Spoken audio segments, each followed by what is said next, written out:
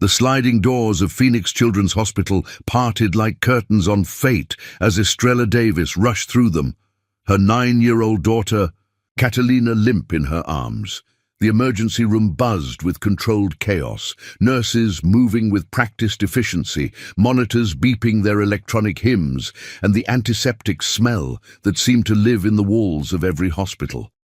"Please, she collapsed at school," Estrella said to the triage nurse, her voice steady despite the terror clawing at her chest. "High fever, rash, and now she's barely responsive." Catalina had been sick for 2 days, but this morning everything changed. The fever spiked to dangerous levels, angry red spots bloomed across her golden skin, and her usual bright chatter faded to worrying silence. Estrella had used her last emergency day off work and spent her grocery money on the Uber ride here, but her daughter's life was worth any sacrifice. "Room 12, the nurse said after a quick assessment. "Dr. Gilbert will see her immediately." The name meant nothing to Estrella as she followed the nurse down corridors lined with colorful murals designed to distract children from their pain. Room 12 waited behind heavy doors that seemed to guard secrets she couldn't imagine. "The doctor will be right in," the nurse assured her before disappearing into the controlled urgency of the pediatric ward. Estrella settled Catalina onto the examination table, smoothing damp curls from her daughter's fevered forehead. At 9, Catalina was her entire world, brilliant, stubborn, and beautiful in ways that made strangers stop to comment. She had unusual eyes, a striking hazel that seemed to shift between green and gold depending on her mood. The door opened, with a soft click that somehow echoed through Estrella's soul. "Good evening, I'm Dr. Gilbert." Time stopped, literally stopped, as if someone had paused the entire universe with a cosmic remote control. Standing in the doorway, older and more distinguished but unmistakably the same, was Chandler Gilbert, the man who had been her first love, her planned future, her greatest heartbreak. His clipboard slipped from shocked fingers, clattering to the floor like applause for this impossible reunion. 10 years had refined his features, added confidence to his bearing, and success to his stance. But those hazel eyes remained exactly the same. The eyes Catalina had inherited. Estrella. Her name escaped his lips like a prayer he'd been saving. For a decade. She couldn't breathe, couldn't think past the roaring in her ears and the weight of her daughter between them. This couldn't be happening. Not here, not now, not when Catalina was sick and vulnerable and completely unaware that her entire world was about to shift on its axis. "Chandler," she whispered, the name feeling foreign and familiar simultaneously. He moved toward them like a man walking through quicksand, his professional training warring with personal earthquake. When his eyes fell on Catalina, something indefinable shifted in his expression, recognition perhaps, or simply the instinctive response of a pediatrician to a critically ill child. "What are her symptoms?" he asked, his voice carefully professional. Despite the tremor, Estrella caught beneath the surface. "Fever for 2 days, now this rash, and she's been getting more lethargic," Estrella managed, forcing herself to focus on Catalina's needs rather than the impossibility of this moment. "She's never been this sick." Chandler approached the examination table with careful steps, his medical training overriding personal chaos. "Hello, sweetheart," he said softly to Catalina. "I'm Dr. Chandler. Can you tell me how you're feeling?" Catalina's eyes fluttered, open, those distinctive hazel irises focusing on his face with difficulty. "Tired," she whispered, "and cold." "We're going to help you feel better," Chandler promised, his hands gentle as he began his examination. "Your mom brought you to exactly the right place." As he worked, Estrella found herself cataloguing the changes 10 years had wrought. Success emanated from him like warmth, The expensive watch, the perfectly fitted lab coat, the confident way he moved through the room. Yet something in his eyes suggested that all his achievements hadn't filled the loneliness she remembered from. "In their college days, how old is she?" he asked quietly, his stethoscope pressed to Catalina's chest. The question hung between them like a live wire. Estrella's heart hammered as she watched him calculate, saw the exact moment realization began to dawn in his brilliant mind. 9, he said simply. His hands stilled for just a moment, his eyes meeting hers across their daughter's fevered form. In that instant, she saw him doing the math, saw understanding flicker like lightning on the horizon. "She has remarkable eyes," he said carefully. "Yes, she does." Estrella's voice was barely audible. "The rash and fever pattern suggests a viral syndrome," Chandler said finally, slipping back into professional mode. "I want to run some tests and monitor her overnight. I'm admitting her for observation." "Our insurance," Estrella began automatically, the familiar weight of financial worry crushing down. "I'll handle all the arrangements personally," Chandler interrupted gently. "Catalina's health is what matters right now." Their eyes met. Again, and 10 years of separation seemed to telescope into nothing. The connection that had once bound them together flickered back to life, complicated now by the presence of the child who bore his eyes and her strength. "Estrella," he said quietly, "after I get Catalina settled, we need to talk." Before she could respond, Catalina stirred again, her small voice cutting through the adult tension like a blade through silk. "Mommy, the doctor has eyes like mine." The innocent observation landed between them with devastating accuracy.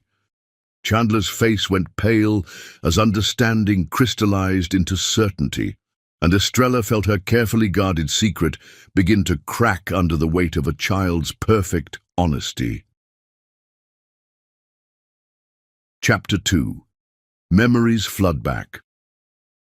The heart keeps perfect time, measuring not minutes but moments that matter. The private room overlooking Phoenix's desert landscape became a sanctuary where past and present collided like storm fronts over the mountains. Catalina slept peacefully now, her fever responding to medication, her small hand curled around a stuffed coyote that had mysteriously appeared from the hospital gift shop. Estrella sat vigil beside the bed while Chandler reviewed test results. With the focused intensity she remembered from their study sessions, some things transcended time, the way he pressed his lips together when thinking, the slight crease between his brows when processing complex information, the unconscious finger combing of his hair when deep in concentration, the silence stretched between them like a bridge spanning a decade of separate lives. Estrella found herself transported to another late night, this one 10 years past, when they'd stood together on his apartment balcony planning a future that had seemed as infinite as the Arizona sky. That particular night remained crystal clear in her memory, the warm desert breeze carrying orange blossom scent from the courtyard below, Chandler wrapping his medical school acceptance letter around her finger like a promise ring, both of them laughing while secretly meaning every word of the commitment it represented. "Her vitals are stabilizing," he said quietly, voice barely above a whisper in deference to their sleeping daughter. "The rash is already fading. She should be discharged tomorrow." "Thank you." The words felt insufficient for everything he'd done. The private room, the personal attention, the way he'd somehow made insurance and billing disappear entirely. "I don't know how to—" "Don't," he said softly, echoing conversations from their past about pride and independence and the complicated dynamics of accepting help from someone you loved. "Please don't make this about obligation." The quiet that followed was heavy with unspoken questions and carefully buried memories. Chandler moved to the window, his reflection ghost-like in the glass, and Estrella remembered a younger version of this man, less polished but burning with the same intensity that had first captured her completely. Then he'd been all sharp, angles and earnest ambition, wearing thrift store clothes and surviving on coffee and dreams. She'd fallen for his passion about healing children, the way his entire face transformed when discussing his future, the gentle strength that could calm a crying baby or ease her fears with equal skill. "She's incredible," he said suddenly, gaze falling on Catalina's peaceful form. "Intelligent, brave, beautiful, you've raised someone extraordinary." The compliment hit like a physical blow, carrying weight of struggles he couldn't know about. Nights working multiple jobs while completing community college, meals skipped so Catalina could eat, the constant worry about providing for a child whose father didn't know she existed. Single motherhood had forged her into someone stronger than she'd imagined possible, but it had also left invisible scars. "I've done my best," she whispered, throat tight with emotions locked away for years. "It hasn't always been easy." The understatement hung between them, loaded with implications she couldn't voice. How could she explain the loneliness of making every decision alone, the terror of being solely responsible for another person's well-being, the way she sometimes found herself talking to his memory during dark hours when Catalina was sick and she had no one else? "Where's her father?" The question came so quietly she almost missed it, but it struck with lightning force, illuminating everything in stark clarity. Estrella's hands trembled as she struggled for words that wouldn't shatter their careful reunion. "He doesn't know about her." Chandler turned from the window, hazel eyes searching her face with intensity that made her feel transparent, as if he could read every secret she'd tried to hide from the world. "Estrella," he said, her name carrying weight of questions he wasn't ready to voice but couldn't suppress. "How long has it been since we—" 10 years, 2 months, 18 days, she said automatically, then flushed at revealing how precisely she'd kept count, how obvious it made her continued feelings for the man she'd tried desperately to forget. His sharp intake of breath was audible in the quiet room. She watched him calculate, saw the exact moment realization dawned like sunrise over desert mountains, watched color drain from his face as mathematical impossibility became certainty. "The night before graduation," he said, voice barely audible, heavy with memory and implication. Yes, the single word hung between them like a confession, heavy with unspoken truths. That night had been everything. Passionate, desperate, full of promises and plans that crumbled when reality intruded on their dreams like an unwelcome guest. She remembered every detail with painful clarity.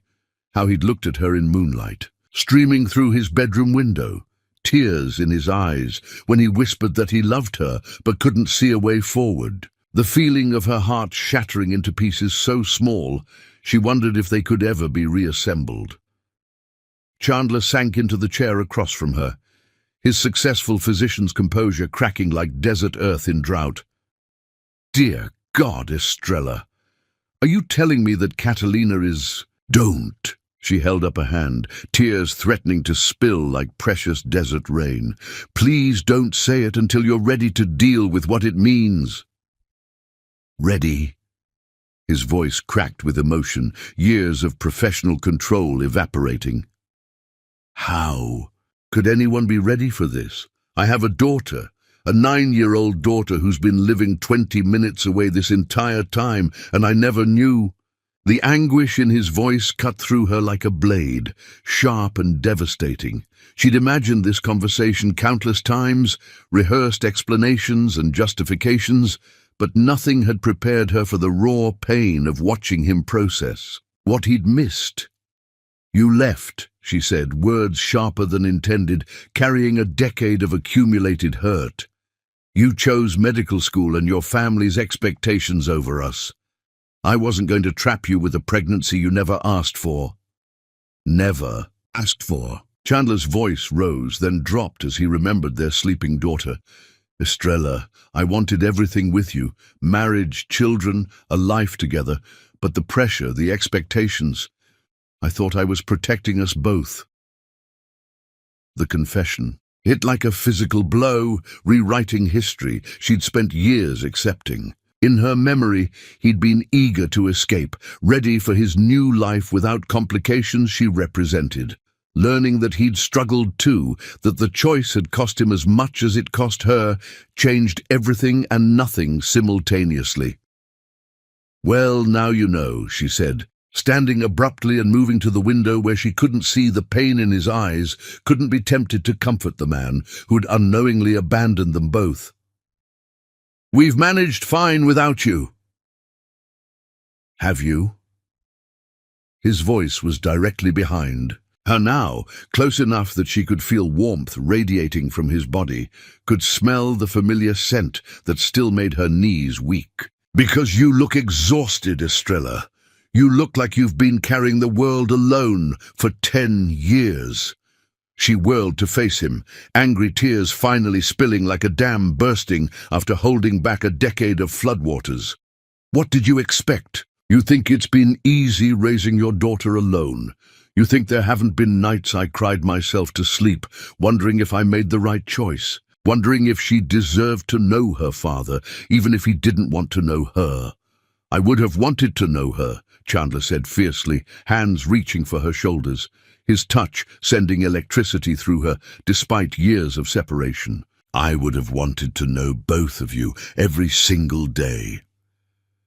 Would you? She challenged, stepping back because she couldn't think clearly when he was close, when his presence filled all the empty spaces she'd learned to navigate alone. Even if it meant disappointing your family, even if it meant changing all your plans. Chandler's hands dropped, and she saw truth written across his face. He didn't know. He couldn't know how he would have reacted to an unplanned pregnancy at 25, under enormous pressure to succeed, when family expectations weighed like golden chains. The silence stretched between them, filled with ghosts of choices unmade, and roads not taken. In the distance, Phoenix glittered like scattered diamonds against black velvet, millions of lives being lived parallel to their small drama of reunion and regret. I can't change the past, he said quietly, voice heavy with accumulated regrets. But I'm here now, and if Catalina is my daughter, God, Estrella, if she's really mine. She is, Estrella whispered, the secret finally released after years of careful guarding, truth floating between them like a bird freed from its cage. She's yours, Chandler, every stubborn, brilliant, beautiful piece of her. The confession hung in air between them like a bridge spanning a decade of separation and pain. Chandler's face cycled through emotions, shock, joy, regret, overwhelming love, before settling into something resembling wonder mixed with devastating regret. I need to be certain, he said finally, medical training asserting itself even amid emotional chaos. A DNA test. Not because I don't believe you, but because I need everything completely clear before we move forward. Of course, Estrella nodded, understanding his need for scientific certainty, even as her heart broke slightly at his careful distance, at the wall of protocol he was building between them and overwhelming emotions. And then we figure out what comes next. Chandler continued, voice growing stronger with each word, taking on the decisive tone she remembered when he tackled complexity. Problems with methodical precision, because if Catalina is my daughter, then everything changes. Estrella was about to respond when Catalina stirred, her small voice cutting through tension like a knife through silk, innocent and pure and completely unaware of adult complexities swirling around her. Mommy, why are you crying? Did I do something wrong? Both adults rushed to her bedside, and Estrella smoothed her daughter's hair with trembling hands, heart breaking at concern in those hazel eyes that were so achingly familiar. No, baby girl, You didn't do anything wrong. Dr. Chandler and I were just talking about grown-up things. Catalina's gaze shifted between them, with unsettling perception that only children possess, that ability to see truth even when adults try to hide it behind careful words and forced smiles. Are you the reason Mommy sometimes looks sad when she thinks I'm not watching? The question hit Chandler like a physical blow, and Estrella saw him close his eyes as if absorbing pain that cut straight to his soul, as if the weight of 10 years of missed moments had suddenly become too heavy to bear. Go back to sleep, sweetheart, Estrella whispered, but Catalina's next words shattered the fragile peace they'd been trying to maintain. Are you my daddy? Chapter 3. Unspoken Truths. Truth has its own gravity, pulling everything toward it until even the most carefully constructed lies collapse under its weight. The question hung in the sterile air like a live wire, crackling with electricity that threatened to ignite everything it touched. Catalina's innocent gaze moved between the two adults, whose lives she'd just turned upside down, with 4 simple words that carried the weight of a decade's worth of secrets. Chandler's face had gone completely white, his hands gripping the bed, rail as if it were the only thing keeping him anchored to reality. The successful physician who commanded respect in boardrooms and operating theaters had been reduced to a man struggling to find words adequate for the moment that would define the rest of his life. His carefully controlled world of medical precision and scientific certainty had just been shattered by a child's intuitive question that cut straight to the heart of everything he'd been afraid to hope for. Estrella felt her carefully constructed world spinning out of control, 10 years of secrets suddenly exposed by her daughter's devastating intuition. The child who had been her greatest joy and her deepest secret had just shattered every careful wall she'd built around the truth with the innocent directness that only children possessed. Her hands trembled as she reached for Catalina, needing the anchor of physical contact to steady herself against the emotional earthquake that was reshaping the landscape of their lives. Why would you ask that, sweetheart? Estrella managed, her voice barely steady, her heart hammering like a caged bird desperate for freedom. She could feel Chandler's eyes on her, could sense the weight of his unspoken questions, the hope and fear warring in his expression as he waited for her response. Catalina struggled to sit up in her hospital bed, her fever-bright eyes studying Chandler with the relentless curiosity of a child who sensed something momentous happening around her. The IV line tugged gently at her small hand, but she ignored. The discomfort focused entirely on the mystery unfolding before her. Her illness had sharpened her perceptions rather than dulling them, as if the fever had burned away the social conventions that usually kept children from speaking obvious truths. He looks like me, she said, with the matter-of-fact tone children used when stating obvious truths that adults somehow couldn't see.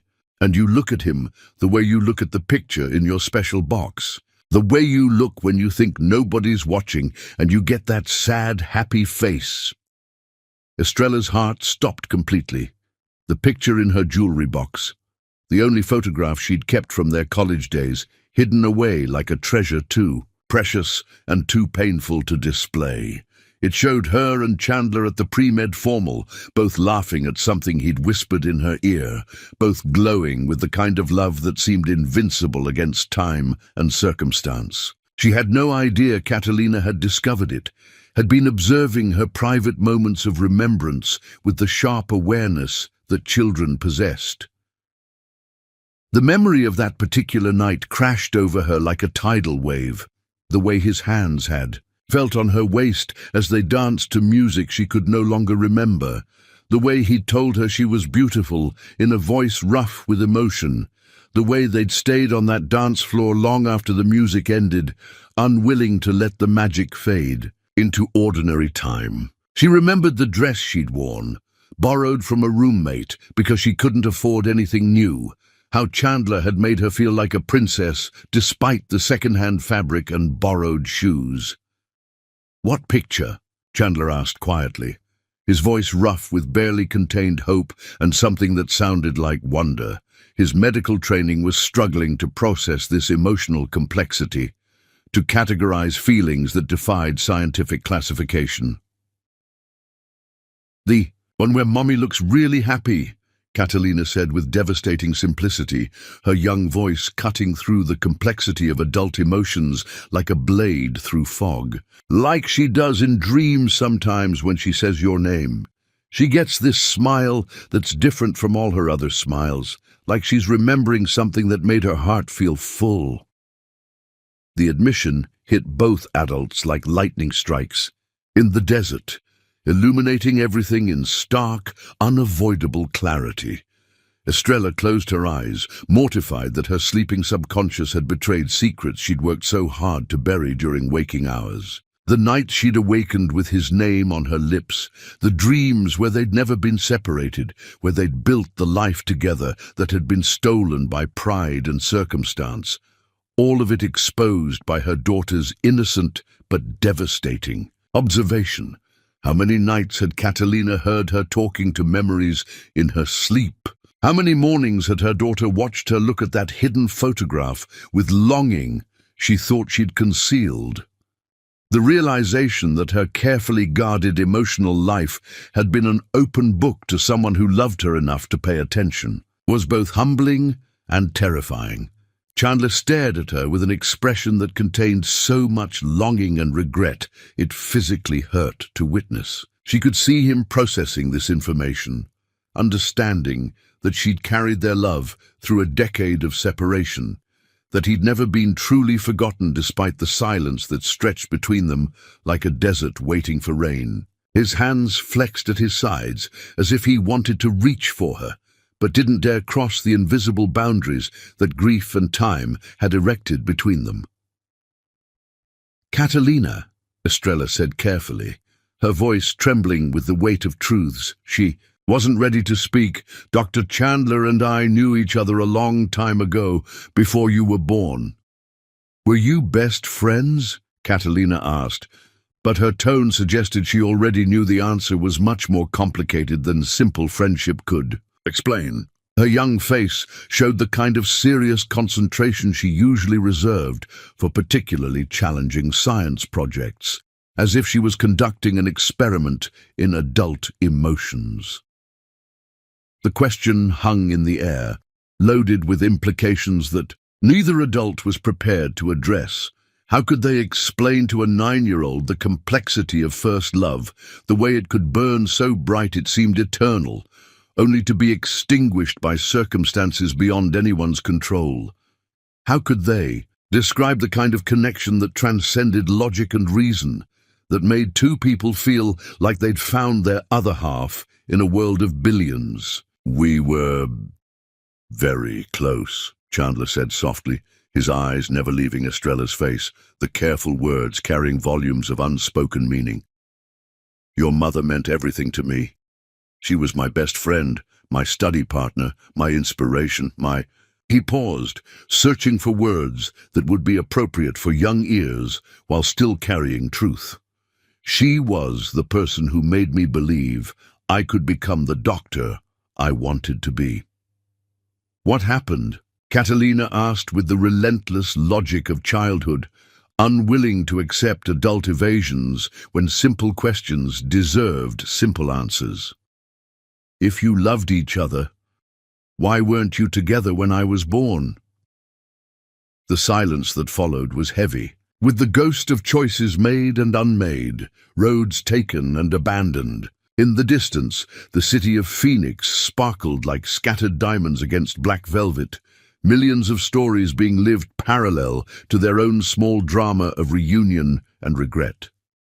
The weight of explanation felt overwhelming, the complexity of their past almost impossible to distill into words a child could understand. "Sometimes grown-ups have to make difficult choices," Estrella said finally, her voice steady despite the tears threatening to spill. Sometimes they think they're doing what's best, even when it breaks their hearts. Sometimes the world makes demands that feel impossible to ignore. She thought about those final weeks of college, the pressure from Chandler's family about his future, the scholarships and opportunities that required him to move across the country, the crushing weight of practical considerations that had seemed to make their love an impossible luxury they couldn't afford. Catalina considered this with the serious expression of a child trying to understand adult complexities that seemed unnecessarily complicated. Her fevered mind was working through the emotional mathematics of their situation with the same precision she brought to her science homework.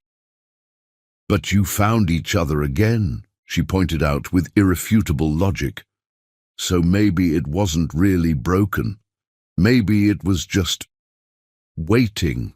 The observation was so innocent, so hopeful, that it nearly undid both adults completely. From the mouth of a child came wisdom that cut straight to the heart of their situation. Despite 10 years of separation, despite the pain and regret, despite all the reasons why they shouldn't be here together, fate had brought them back to this moment when they could finally choose each other freely.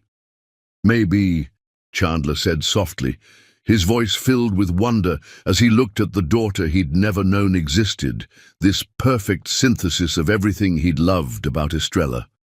"Maybe some things are strong enough to survive anything, even time and distance and our own fears." "Like love?" Catalina asked with the romantic optimism of a child raised on fairy tales and happy endings, her eyes bright with fever and possibility.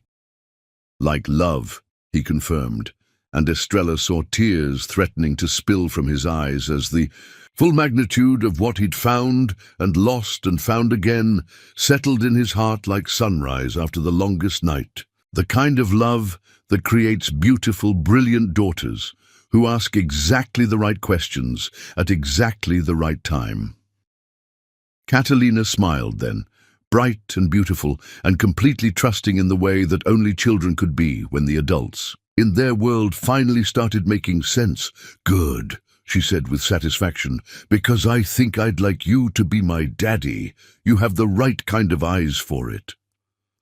The simple declaration hit Chandler like a physical blow, and Estrella watched him struggle to contain emotions too large for words. His hands shook as he reached toward Catalina's face, then stopped himself, as if afraid his touch might somehow damage this precious miracle he was only now discovering. The pediatrician who had comforted hundreds of children was suddenly uncertain how to touch his own daughter, overwhelmed by the magnitude of what she was offering him. "I would like that too," he whispered, his voice breaking with the weight of 10 years of missed moments and the promise of all the moments yet to come. "More than anything in the world, more than I've ever wanted anything. But we need to be sure," Estrella said gently, her protective instincts asserting themselves even in this moment of reunion and wonder. "We need to do a test to prove it scientifically, not because I doubt what I know in my heart, but because the world will need proof." "Will it hurt?" Catalina asked with the practical concern of a child who'd already had enough needles for one day, her small hand unconsciously moving to the IV site that still ached from blood draws and medication. "Not at all," Chandler assured her, his voice warm with paternal protection that came as naturally as breathing. "Just a little swab inside your cheek, easy as brushing your teeth, much easier than what you've already been through tonight." "Okay," Catalina said simply, her trust in him already complete in the way that only children could offer their faith to adults who showed them genuine kindness. Then she yawned hugely, the combination of illness and emotional excitement finally catching up with her small body. "I'm sleepy now. Will you stay?" The question was directed at Chandler, and Estrella saw him struggle with how to answer. What promises could he make when everything was still so uncertain?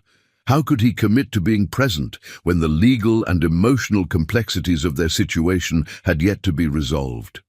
The doctor in him wanted certainty, scientific proof, while the man in him already knew the truth in his bones.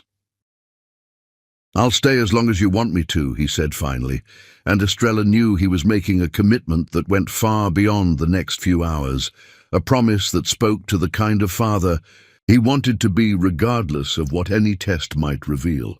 "I'll stay as long as you'll have me." Catalina settled back into her pillows with a contented sigh that spoke of a child who felt safe and loved for perhaps the first time in her young life. "Good. I like you. You have the same hands as Mommy, the kind that make everything better, the kind that feel like home." The observation was so innocent, so pure, that it nearly undid both adults completely. Within minutes, exhaustion claimed her, and she drifted back into peaceful sleep, leaving the two adults alone with the magnitude of what had just transpired and the weight of decisions that would shape all their futures. "She's perfect," Chandler said softly, his eyes never leaving Catalina's sleeping face, drinking in every detail as if he could memorize a lifetime of missed moments in a single night. "How did you do it? How did you raise someone so extraordinary all by yourself?" "I wasn't by myself," Estrella said quietly, her voice filled with the fierce love that had sustained her through the darkest moments of single motherhood. "I had her. She's been my strength, my purpose, my everything. There were hard times, but she made it all worthwhile. Every sacrifice, every sleepless night, every moment of doubt, she made it all worth it." Chandler looked up at her then, and she saw tears threatening to spill from his eyes, saw the full weight of realization settling on his shoulders like a mantle he would carry for the rest of his life. "I'm sorry, Estrella. I'm so sorry you had to do it alone. I'm sorry I wasn't there for her first word, her first steps, her first day of school." "Stop," Estrella said firmly, moving closer despite every instinct that warned her to maintain distance, to protect herself from the pain of reopening old wounds. "We can't change the past. We can only decide what happens from here." "What do you want to happen?" he asked, his voice vulnerable in a way she'd never heard before, stripped of all pretense and professional authority. What would be best for Catalina? It was the right question. Not what would be best for them, but what would be best for their daughter. The question of a man who was already thinking like a father, who understood that her needs had to come before their own complicated emotions and unresolved history. "I want her to know you," Estrella admitted, the words coming from the deepest part of her heart, the place where she'd always known this moment would come eventually. "I want her to have what I never could give her, a father who loves her. But I won't let anyone hurt her, Chandler, not even you." "I would never hurt her," he said fiercely, his voice carrying the kind of protective love that transforms men into fathers in an instant. "I would die before I let anyone hurt her." "Then we'll take this slow," Estrella said, laying out the conditions that would protect them all from the emotional chaos that threatened to overwhelm their careful boundaries. "One step at a time, for her sake." Chandler nodded, understanding the wisdom in her caution, accepting the rules she was setting. For this impossible situation, they found themselves navigating together. "The DNA test will be processed by tomorrow evening, results within 48 hours. And then we figure out how to be a family," he said simply, the words carrying a weight of promise and possibility that made Estrella's heart race with hope and terror in equal measure.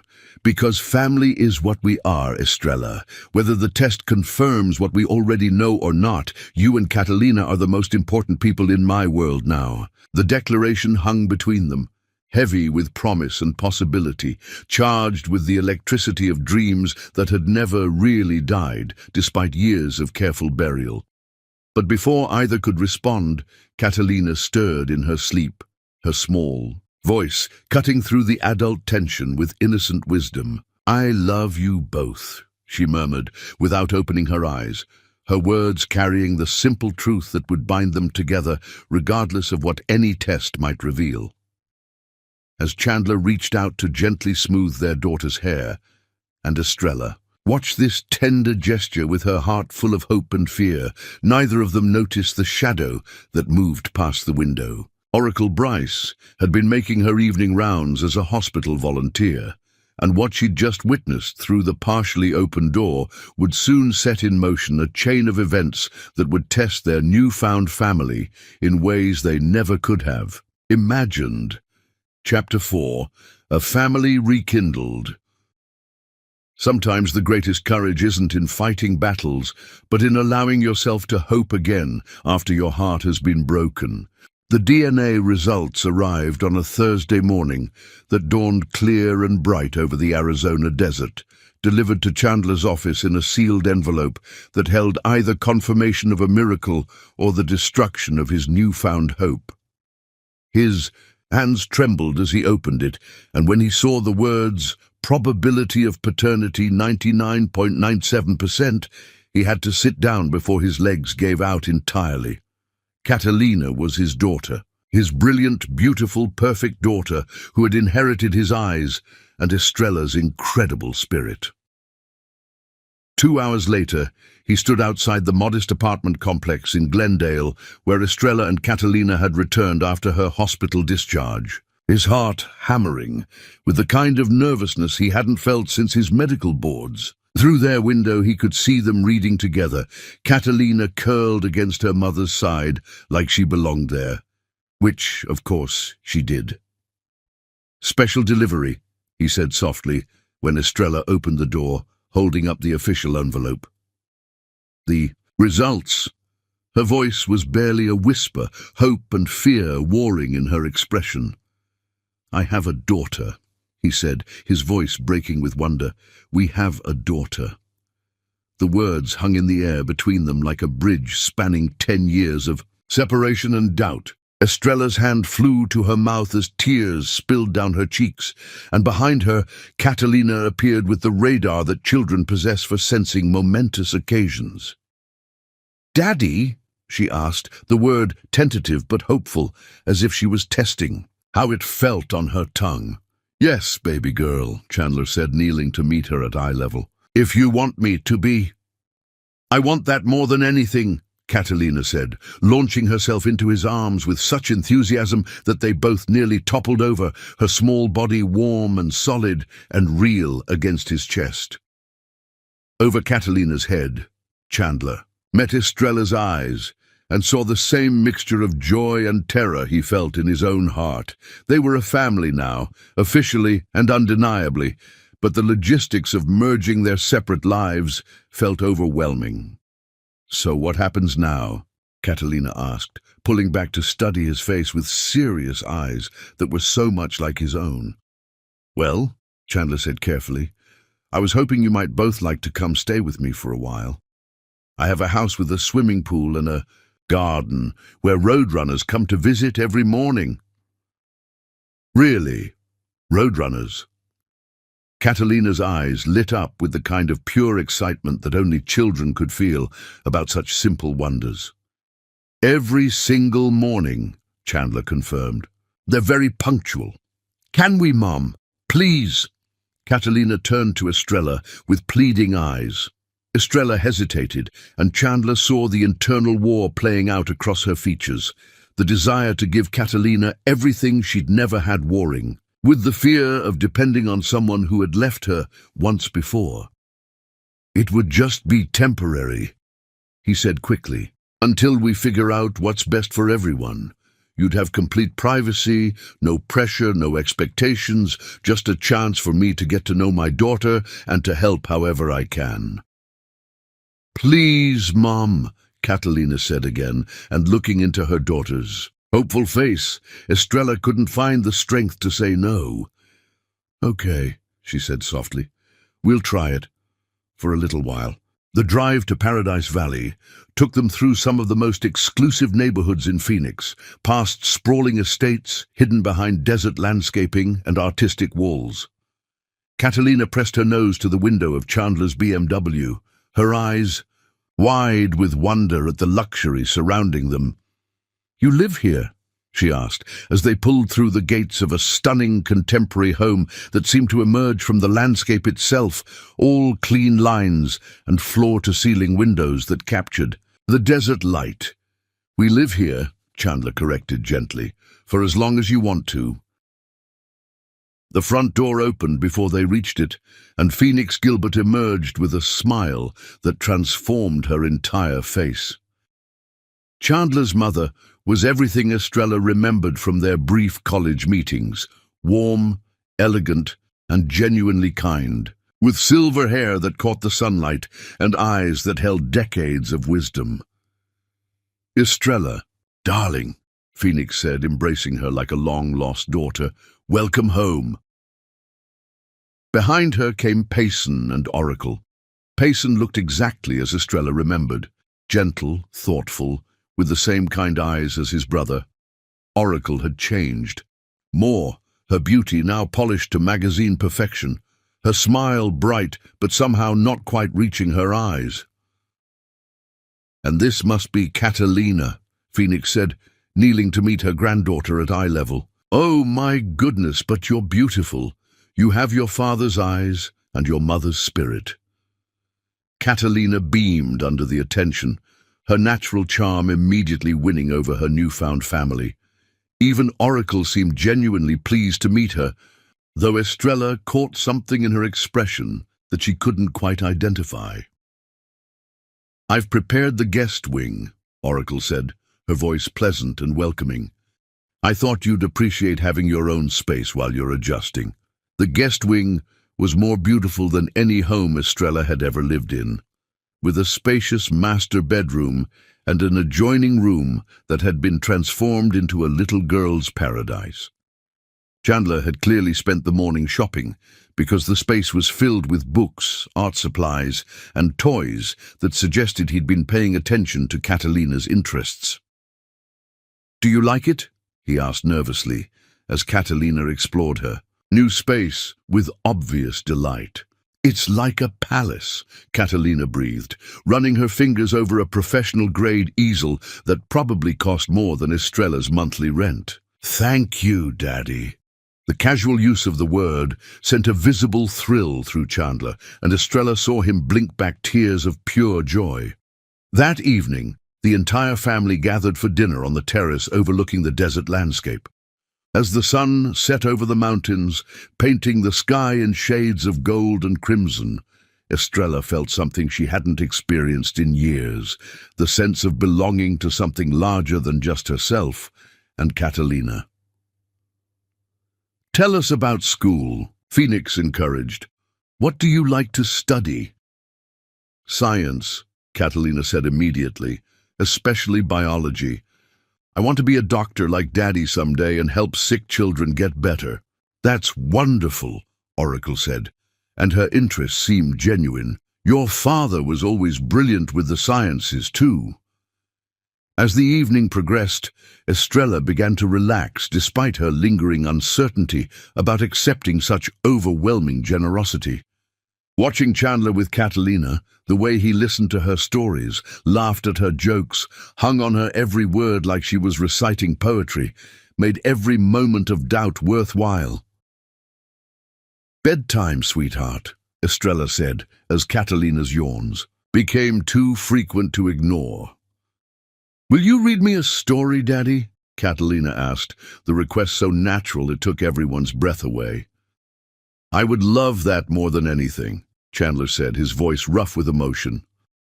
As they headed inside, Estrella felt a gentle hand on her arm. Oracle had approached with a smile that seemed warm and welcoming. "I just wanted to say how happy I am that Chandler found you again," Oracle said. "Family is so important, and Catalina is clearly a blessing. I can see how much joy she brings to everyone." "Thank you," Estrella said, though something in Oracle's tone made her slightly uneasy. "That's very kind." "Of course," Oracle said with a bright smile. "We're family now, after all, and family takes care of each other." As Oracle glided away, Estrella was left standing alone on the terrace with the unsettling feeling that something important had just been communicated, though she couldn't quite identify what it was. The words had been welcoming, but the undertone suggested something else entirely, a message wrapped in pleasantries that she'd need time to decode. Inside, she could hear Chandler's voice reading to Catalina, their daughter's delighted laughter, echoing through the house like music. For now, that was enough. They were together, they were safe, and they had time to figure out whatever challenges lay ahead. What she didn't know was that Oracle was already planning those challenges, her mind calculating how to protect what she saw as her territory from these beautiful intruders who had appeared so suddenly in her carefully ordered world. Chapter 5. Seeds of Jealousy. Jealousy is a poison that turns love into obsession and kindness into cruelty, transforming the victim into the villain of their own story. Oracle Bryce had spent 3 months perfecting her performance, learning to smile while her heart burned with resentment at the happiness that seemed to radiate from every corner of the Gilbert estate. From her position at the kitchen window, she watched Chandler teaching Catalina to swim, his infinite patience and obvious joy, a constant reminder of everything she felt slipping away from her grasp. The bitterness had been building since that first night when they'd returned home like conquering heroes, instantly beloved and accepted in ways that Oracle had spent 15 years trying to achieve. She remembered her own early days in this family, the careful navigation of personalities, the constant pressure to prove herself worthy, the exhausting work of molding herself into what she thought they wanted. "They look happy," Phoenix said, joining Oracle with coffee for both of them, her voice warm with genuine affection for the scene unfolding in the pool area. "Blissful," Oracle replied, her voice carefully modulated to hide the venom beneath. "It's quite a transformation, isn't it? The confirmed bachelor and the struggling single mother." "Catalina is a gift," Phoenix said firmly, settling into a chair at the breakfast table. "And Estrella is exactly what this family needed. They've brought light back into Chandler's life." Light. Oracle wanted to laugh at the irony. She had tried for years to be someone's light, someone's source of joy and purpose, only to watch a stranger walk in and effortlessly claim what she'd never been able to earn. The injustice of it burned in her chest like acid. "Of course," Oracle murmured, her fingers tightening around her coffee cup. "Though one does have to admire the timing." Phoenix frowned, setting down her coffee with a gentle warning in her voice. "What do you mean?" "Nothing specific," Oracle said with a dismissive wave, though her mind was already working through the implications she wanted to plant. "It's just remarkable how these reunions happen exactly when circumstances are most advantageous." The Aegis seed was planted with surgical precision, not an accusation, but a question that would linger in the subconscious like smoke, coloring future observations with doubt. Oracle had learned the art of poisoning wells through years of navigating social circles, where direct confrontation was vulgar, but subtle manipulation was an art form. Oracle, Phoenix's voice carried a warning that the older woman had learned to recognize. Estrella didn't seek Chandler out. Their daughter was sick. "Of course," Oracle agreed quickly, allowing genuine confusion to color her voice. "I didn't mean to suggest anything inappropriate. I simply find coincidences fascinating from a statistical perspective." The conversation died there, but Oracle saw her words take root in Phoenix's expression, saw the tiny furrow of concern that suggested her grandmother's protective instincts were beginning to engage. Not enough to cause immediate problems, but sufficient to plant seeds of doubt that could be nurtured over time. 3 weeks later, Oracle volunteered to take Catalina school shopping, an offer that was gratefully accepted by Estrella, who was still adjusting to the financial freedom that came with being part of the Gilbert family. Oracle saw it as an opportunity to begin her more sophisticated psychological campaign. "Just us girls," Oracle said brightly as they entered the high-end children's boutique in Scottsdale Fashion Square. "We'll have such fun together." The shopping expedition became Oracle's first masterclass in psychological manipulation. She selected outfit after outfit, each one more expensive than the last, watching Catalina's discomfort grow with each price tag. "This is too much," Catalina said, her young face troubled by the excess accumulating around them. "Mom always says we should be grateful, but not greedy." "Nonsense," Oracle laughed, but there was an edge to it that made Catalina shift uncomfortably. "Your father can afford it. The Gilbert family has resources most people can't imagine." She watched Catalina process this information, saw the confusion and internal conflict as the child tried to reconcile her mother's lessons about modesty with this new reality of unlimited resources. "Of course," Oracle continued, examining a dress that cost more than most families spent on groceries. "In a month, your mother probably isn't accustomed to this lifestyle. Such abundance can be overwhelming for people from more modest backgrounds." "We weren't poor," Catalina said defensively, her loyalty to her mother flaring. "Mom worked really hard to take care of us." "I'm sure she did," Oracle agreed, with false sympathy. "It must have been quite a struggle managing everything alone, though I suppose she always knew that eventually." She let the sentence hang unfinished, allowing Catalina's imagination to fill in implications too complex for her young mind to fully grasp.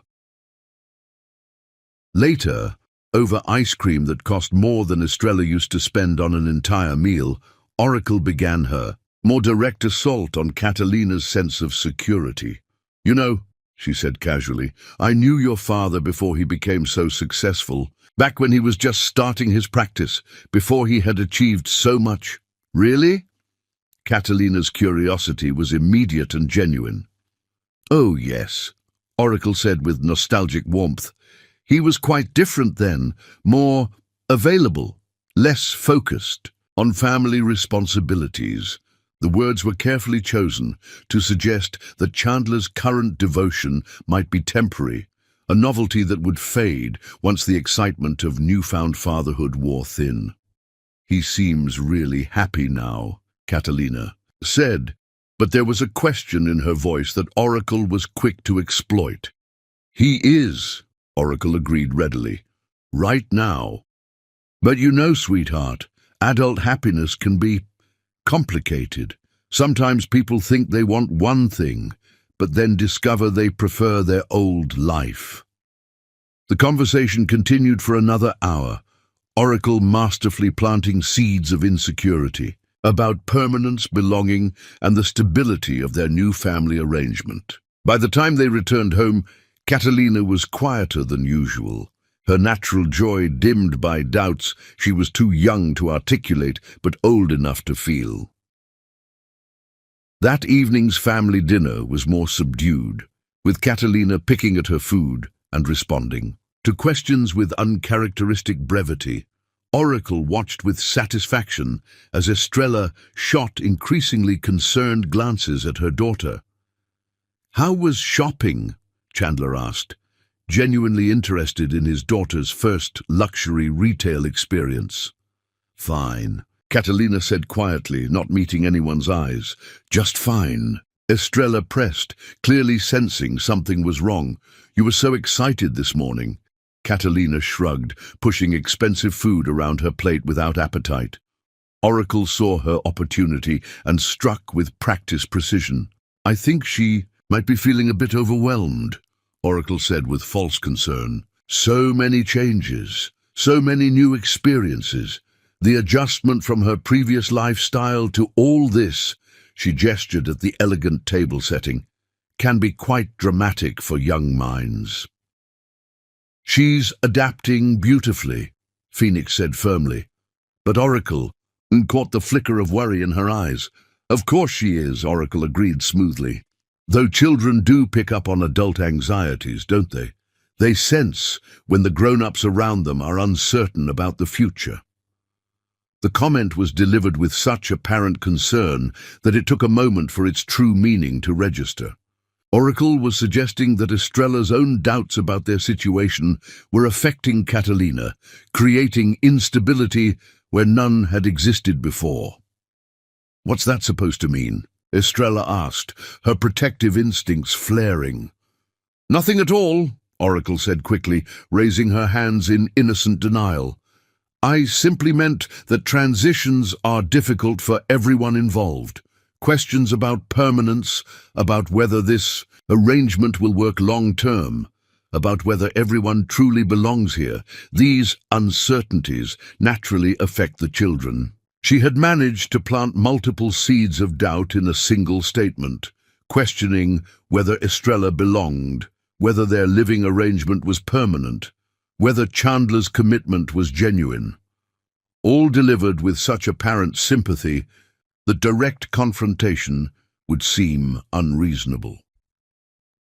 Later that evening, after Catalina had been tucked into bed with unusual quiet that concerned both her parents, Oracle executed her final move of the day. She encountered Estrella in the hallway, returning from an extended good-night ritual that had failed to draw their daughter out of her mysterious mood. "She seems troubled," Oracle observed with false sympathy. "Children have such sensitive hearts, don't they? They worry about things they don't fully understand." "What kind of things?" Estrella asked, though part of her dreaded the answer. "Oh, the usual concerns that children in transitional situations experience," Oracle said with a dismissive wave that somehow made Estrella's anxiety spike higher. "Whether this is really home or just a temporary arrangement, whether the affection is genuine or just novelty." The words hit their target with devastating accuracy. Estrella's biggest fear had always been that Chandler's enthusiasm for fatherhood would fade once the excitement wore off, that they would become an obligation rather than a joy. "What exactly are you suggesting?" Estrella asked, her voice carefully controlled. "Nothing at all," Oracle said with wide, innocent eyes. "I'm simply observing that children are remarkably perceptive. They sense adult uncertainties even when we try to hide them, and naturally, they begin to wonder about their own security." The conversation ended with Oracle gliding away, leaving Estrella standing alone in the hallway with the terrible realization that her own doubts might be affecting her daughter. What she didn't know was that Oracle had spent the afternoon deliberately nurturing those very doubts in Catalina's mind, creating the problem she was now claiming to observe. As she stood there in the quiet house, Estrella didn't notice the small shadow that detached itself from a nearby doorway. Catalina had heard every word of the exchange, and the seeds of doubt that Oracle had planted throughout the day began to bloom into something larger and more dangerous, a growing certainty that their happiness was too good to be true. Oracle's campaign of psychological warfare had begun in earnest, and its first casualty was a 9-year-old girl's faith in the permanence of love. Chapter 6. The First Strike. The cruelest weapons are often wrapped in kindness, wielded by those who smile while they destroy everything you hold dear. 6 months after their reunion, the annual Gilbert Foundation Charity Gala had become Oracle's chosen battlefield. She had spent weeks orchestrating every detail with the precision of a military campaign: guest list, seating arrangements, entertainment, even the color scheme designed to make Estrella feel like an outsider among Phoenix's social elite.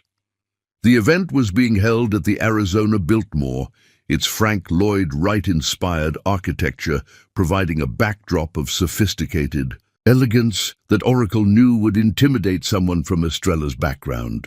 She had deliberately chosen a theme of old Phoenix families that celebrated generational wealth and established social position, everything Estrella was not. Oracle stood at the entrance greeting guests, resplendent in a custom gown that had cost more than most people's cars, her smile bright and welcoming, while her eyes calculated the social dynamics she was about to unleash. Every detail of her appearance had been carefully crafted to project effortless sophistication, from her vintage family jewelry to her perfectly styled hair that spoke of generations of good breeding. "Estrella, darling," she said as the small family arrived, air-kissing cheeks, while her gaze assessed every detail of Estrella's appearance with the ruthless precision of a fashion editor. "You look lovely. That dress is charming." The pause before charming was infinitesimal but deliberately crushing, suggesting that while Estrella looked acceptable, she clearly didn't understand the social requirements of such events. Oracle had been counting on this.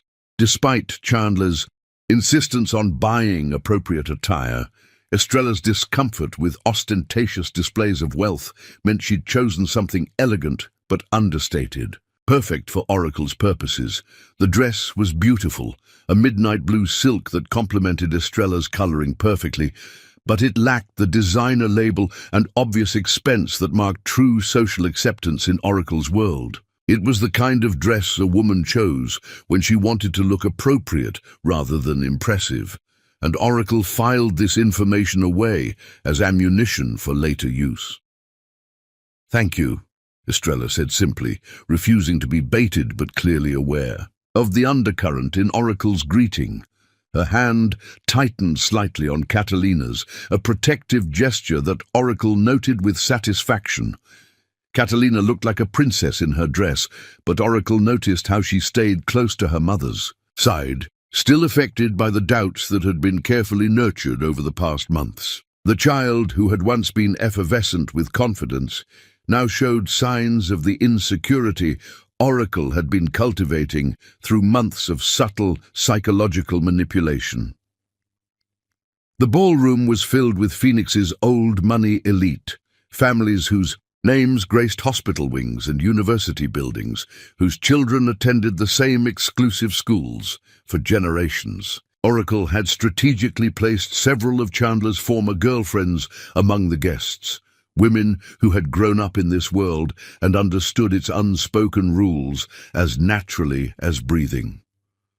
The guest list itself was a weapon, carefully curated to maximize Estrella's discomfort. Oracle had invited every woman who had ever dated Chandler seriously, every family friend who remembered him as a bachelor, every social contact who would naturally compare his current situation to his previous lifestyle. She had orchestrated a gauntlet of judgment disguised as a charity event. "Chandler Gilbert," Margaret Whitmore's voice carried across the room like a bell, drawing attention to their small group. Margaret was Oracle's secret weapon, tall, blonde, effortlessly elegant, and possessed of the kind of casual confidence that came from never having to worry about money or social acceptance.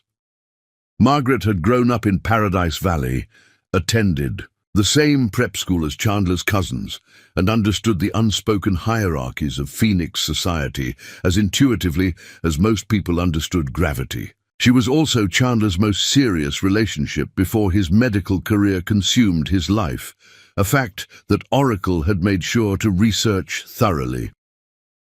"Margaret," Chandler said with genuine warmth, his face lighting up with the kind of pleasure that came from seeing an old friend. "You look wonderful. Estrella, I'd like you to meet Margaret Whitmore. Margaret, this is Estrella Davis and my daughter Catalina."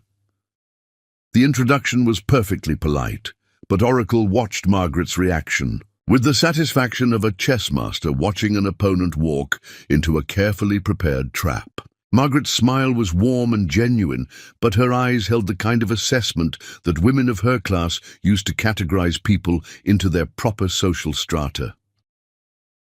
"Your daughter," Margaret repeated, her voice carrying just the right note of surprise, mixed with delight. "How wonderful! She's absolutely beautiful.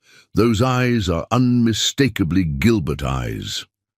Oracle saw the comment register in Estrella's expression, saw the slight stiffening that suggested growing awareness of being evaluated, and found lacking Margaret's casual assumption of familiarity with Gilbert family genetics was both welcoming and excluding.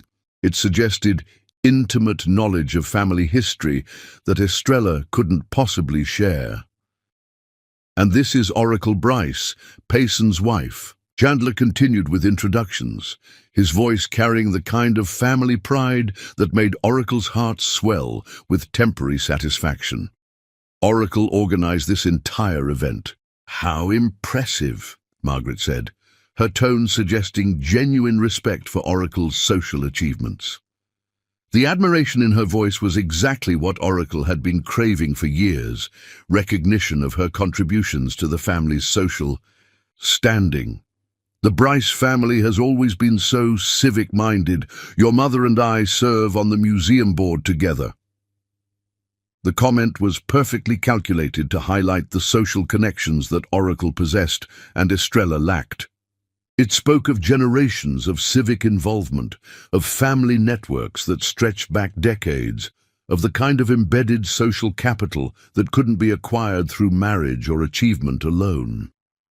Oracle saw the observation register in Estrella's expression, watched the slight tightening around her eyes that suggested growing discomfort with her outsider status. Every carefully crafted interaction was designed to reinforce the message that Estrella didn't belong in this world, that her presence here was temporary and conditional.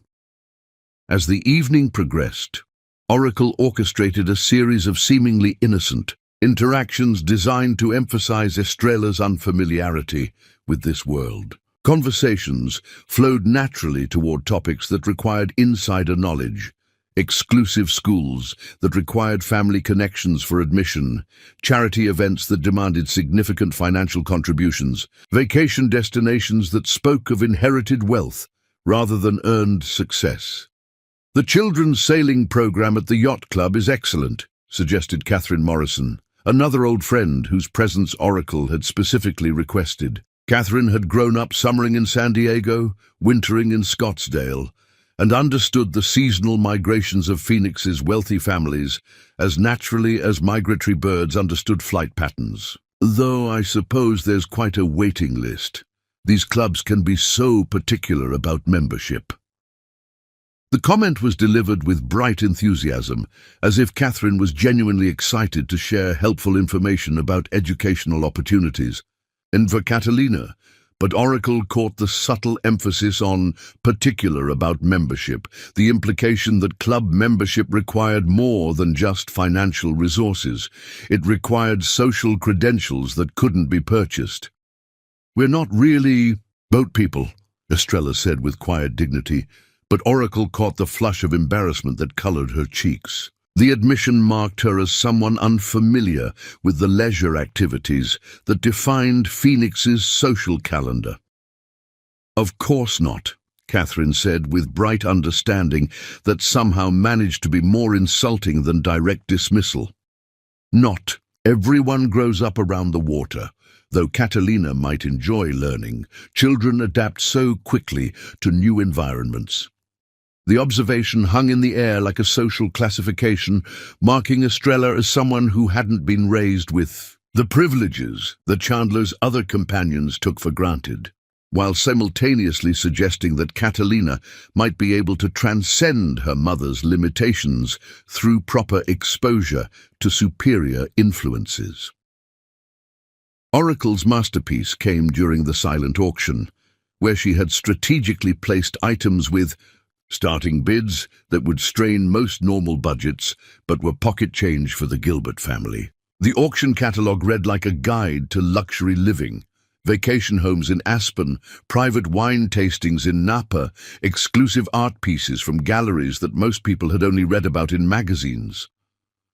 She watched as Estrella studied the bid, sheets with growing alarm, clearly calculating costs that would have seemed impossible to her just months ago. The prices weren't just expensive, they were casually, carelessly expensive, the kind of amounts that people in this room spent on weekend entertainment without thinking twice. "The vacation home in Aspen is lovely," Oracle commented casually. appearing at Estrella's shoulder as she studied the auction items with the focused attention of someone trying to decode a foreign language. Though, of course, the maintenance costs can be astronomical. Some people find owning multiple properties more trouble than it's worth. The comment was designed to suggest that Oracle spoke from personal experience with such properties, that the kind of wealth required to maintain vacation homes was familiar territory for the Gilbert family. It was a casual display of financial superiority wrapped in helpful concern. "I imagine so," Estrella said carefully, clearly out of her depth in a world where vacation homes were casual acquisitions rather than impossible dreams. Her voice carried the careful neutrality of someone trying not to reveal their complete unfamiliarity with the subject at hand. Of course, Chandler's previous girlfriend Madison had such wonderful taste in properties, Oracle continued with apparent nostalgia, her voice carrying just the right note of wistful remembrance. She understood the investment potential of real estate in established resort communities, such a sophisticated eye for these things. The reference to Madison was deliberately chosen. Oracle had made sure to learn about every woman in Chandler's past, cataloging their advantages over Estrella like weapons in an arsenal. Madison had been wealthy in her own right, the kind of woman who could match Chandler's success with inherited resources rather than depending on his generosity. "I'm sure she did," Estrella said, but Oracle heard the strain in her voice, the growing weight of comparisons to women who seemed to fit this world in ways she never could. Each reference to Chandler's past relationships was another reminder that Estrella was an anomaly in his romantic history, different from the kind of women he'd chosen when left to his own preferences. The evening's centerpiece was Oracle's speech about the Gilbert Foundation's mission, delivered from the podium with practiced grace and obvious familiarity with public speaking. She had spent weeks crafting the address, making sure to reference her years of service to the family's charitable interests, her deep understanding of their values and traditions, her role as the bridge between their private generosity and public recognition. "The Gilbert family has always believed that privilege comes with responsibility," Oracle said, her gaze finding Estrella in the audience with laser precision. "Those of us who have been blessed with resources and opportunity have an obligation to share those blessings with others, less fortunate." The words were perfectly chosen to position Estrella as a recipient of Gilbert generosity, rather than a family member, someone to be helped rather than someone who belonged. Oracle emphasized "those of us" to create clear distinction between family members and charity cases, between people who had earned their place and people who had been granted accommodation. She saw the direct hit register in Estrella's expression, watched the way her shoulders tensed with recognition of the subtle insult. The speech continued for another 10 minutes, each carefully crafted sentence designed to reinforce the message that charity was noble but temporary, that generosity had limits, that acceptance into their world required more than just need. But Oracle's true masterstroke came during the evening's final reception, when she engineered a conversation that would shatter Estrella's confidence completely. She had positioned herself near the dessert table, where several older family friends were discussing the evening's success, their voices carrying the authority of people who had watched Phoenix society evolve for decades. "Such a lovely family," commented Eleanor Gilbert, Chandler's great-aunt, her voice carrying the weight of someone who had been present for 4 generations of Gilbert family developments. Eleanor was Oracle's perfect, unwitting accomplice, elderly enough to speak, without filters, respected enough that her opinions carried weight, and naive enough to not realize she was being manipulated. "Indeed," Oracle agreed warmly, her voice pitched to carry just the right distance without seeming deliberately loud. "Chandler seems quite taken with his new situation." New situation. Eleanor repeated with the slight confusion that sometimes came with advanced age, her mind struggling to process rapid changes in familiar patterns. I suppose it is all rather sudden, isn't it? After all these years of independence, suddenly he's a family man.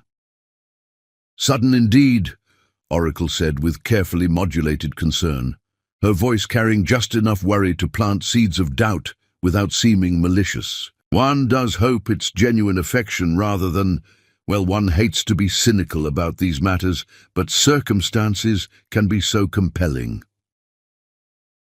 The comment was delivered with perfect pitch, concerned but not accusatory, observational rather, than judgmental. Oracle had learned to plant doubt through questions rather than statements, allowing others to draw their own conclusions while maintaining plausible innocence. What kind of circumstances? Eleanor asked with the directness that came from decades of social observation, her voice carrying clearly across the reception area despite Oracle's careful staging. Oracle glanced around as if ensuring privacy, then leaned closer with false reluctance, her voice dropping to the kind of confidential whisper that actually carried further than normal conversation. Well, a struggling single mother, a successful physician, a child who needs financial security.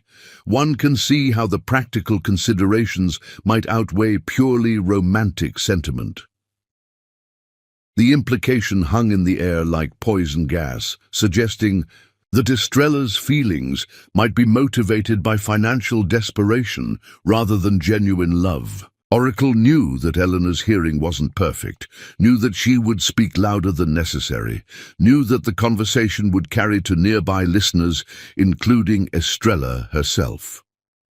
"Oh my," Eleanor said with growing concern, her voice, indeed, carrying across the reception area with the clarity of someone who didn't realize she was broadcasting family gossip. "I hadn't considered...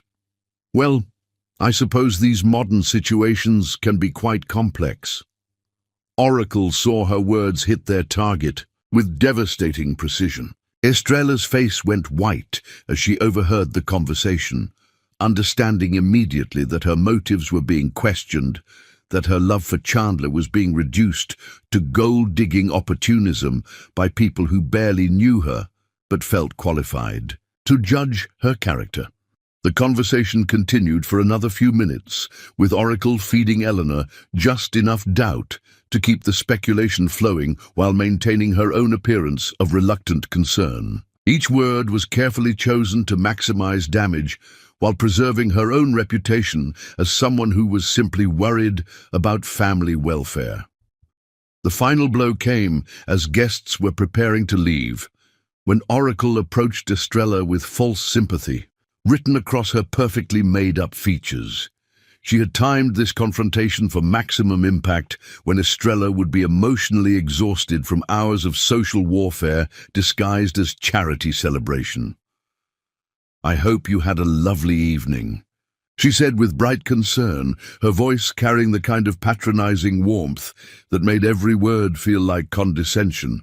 "I know these events can be overwhelming for people who aren't accustomed to, well, to this level of social complexity." The comment was perfectly crafted to suggest that Estrella's discomfort was due to her own inadequacy rather than Oracle's. Deliberate manipulation. It positioned the evening's social challenges as natural consequences of class differences rather than engineered obstacles designed to create exactly this kind of distress. "It was educational," Estrella replied carefully, her dignity intact despite the emotional battering she'd endured throughout the evening. Her voice carried the controlled neutrality of someone who had learned not to give their enemies additional ammunition. "I'm sure it was," Oracle agreed with patronizing warmth, her smile never wavering despite the cruelty of her intentions. "Please don't let the gossip trouble you. People in our circles do love to speculate about new relationships, especially when the circumstances seem convenient." The word convenient landed like a slap, carrying all the implications Oracle had been building throughout the evening. She had managed to suggest that Estrella's relationship with Chandler was based on financial opportunism rather than love, that her presence in their family was temporary and motivated by desperation rather than genuine feeling. As Estrella gathered Catalina and prepared to leave, Oracle watched with satisfaction as her campaign of psychological warfare achieved its first major victory. The confident woman who had walked into the gala was leaving diminished, questioning her own motives and her place in the Gilbert family. But Oracle had underestimated the depth of love that bound Chandler to Estrella and Catalina. Her victory would prove to be temporary, and the tactics she'd employed would soon become the weapons of her own destruction. The war for the Gilbert family's soul had begun in earnest, and the first battle had been won through cruelty disguised as social observation. Chapter 7. The Web of Lies begins. Desperation breeds creativity in the art of destruction, turning otherwise reasonable people into architects of their own downfall. Dr. Finch's gambling addiction had already cost him his marriage, his relationship with his children, and most of his assets, but it took Oracle Bryce's visit to make him realize it might also cost him his medical license. As he sat in his office at Phoenix General Hospital at midnight, staring at collection notices that painted his financial situation in stark, unforgiving numbers, he felt like a man drowning in debt with no hope of rescue. The knock on his door startled him from his calculations of despair. "Come in," he called, expecting to see one of the night shift residents with a consultation request. Instead, Oracle Bryce glided into his office like an avenging angel wrapped in designer clothing, her presence immediately transforming the shabby space into something that felt important and dangerous. "Dr. Reed," she said smoothly, settling into the chair across from his desk without invitation. "I hope you'll forgive the late hour. I need to discuss a sensitive matter that requires your particular expertise." Reed studied the woman before him, recognizing her as the wife of Payson Gilbert, sister-in-law to the renowned pediatric surgeon whose reputation was legendary throughout Phoenix medical circles. Her presence in his modest office felt surreal, like finding a jewel in a junkyard. "How can I help you?" he asked carefully, though something in her manner set off alarm bells in his addled brain. Oracle opened her purse and withdrew a cashier's check, placing it on his desk with the precision of someone laying down a royal flush. The amount written in elegant script made Reed's breath catch in his throat, enough to cover his most pressing debts and buy him time to rebuild his crumbling life. "I need assistance with a family matter," Oracle said, with the calm directness of someone accustomed to purchasing solutions to complex problems. "Specifically, I need help protecting my brother-in-law from a potentially devastating fraud." Reed's hands trembled as he stared at the check, hope and terror warring in his chest like opposing armies. "What kind of fraud?" "The kind involving false paternity claims," Oracle said, her voice carrying just the right mix of concern and determination. "A woman has appeared claiming that her daughter belongs to my brother-in-law, demanding support and recognition for a child that couldn't possibly be his." She spun her web of lies with masterful skill, painting Estrella as a calculating opportunist who had targeted Chandler for his wealth and success. According to Oracle's fictional narrative, Estrella had researched successful single doctors in Phoenix, chosen Chandler as her mark, and crafted an elaborate story about their supposed college romance. "The real tragedy," Oracle continued with false sympathy, "is that my brother-in-law wants so desperately to be a father that he's willing to believe obvious lies. His kindness is being used against him by someone who sees dollar signs where he sees family." Reed found himself nodding along, his desperation making him susceptible to any narrative that justified accepting the money that could save his career. Oracle had read his psychological profile perfectly, understanding that addicts were experts at rationalizing terrible decisions when the stakes were high enough. "What exactly are you asking me to do?" Reed asked, though he already knew the answer would damn him. "I need you to run DNA tests on samples I'll provide," Oracle said simply, "and I need the results to reflect the truth, that this child is not related to my brother-in-law." She produced 2 sealed vials from her purse, labeled with clinical precision. "Hair samples from both parties. I need official documentation that will hold up under scrutiny." Reed stared at the vials, understanding that accepting them would cross a line he could never uncross. But the check on his desk represented salvation from the financial disaster that threatened to destroy what remained of his life. "This could end my career if anyone discovered it," he said weakly, one last protest against the inevitable. "No one will discover anything," Oracle assured him with practiced confidence. "I'm very good at keeping secrets, Dr. Reed, and you'll be very good at forgetting this conversation ever happened." Over the next week, Reed worked on falsifying the DNA results with the same attention to detail he'd once brought to legitimate medical research. Oracle had provided him with authentic lab equipment and official forms, making the forgery indistinguishable from genuine testing. His gambling addiction had taught him to be creative under pressure, and now that creativity was being applied to destroying an innocent family. What Reed didn't know was that his every move was being observed by Dr. Sarah Chen, the head of laboratory services, who had been investigating irregularities in testing procedures. Her suspicions had been aroused by Reed's unusual late-night presence in the lab and his requests for materials that didn't correspond to any official work orders. On the night Reed completed his falsification, Dr. Chen was conducting her own surveillance from the adjacent lab. Through the interior window, she watched him seal fraudulent documents in official envelopes, his face a mask of self-loathing and desperation. "What are you doing, Finch?" she whispered to herself, her heart breaking for a colleague whose downward spiral she'd been helplessly watching for months. Dr. Chen made a decision that would change everything. She quietly accessed the lab's computer system and ran her own DNA analysis on the hair samples Reed had been given, using equipment that he hadn't realized was monitored by security cameras. The authentic results showed a 99.97% probability of paternity, conclusive proof that Chandler Gilbert was indeed Catalina's biological father.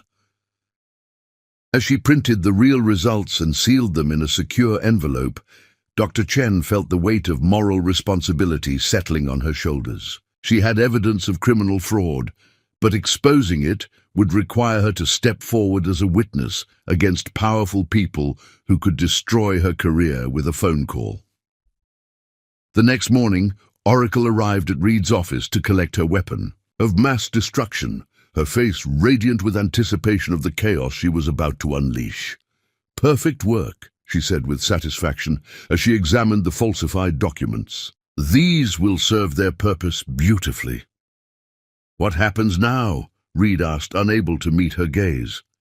"Now justice is served," Oracle said with righteous conviction. "That would have been admirable if it weren't based on complete lies.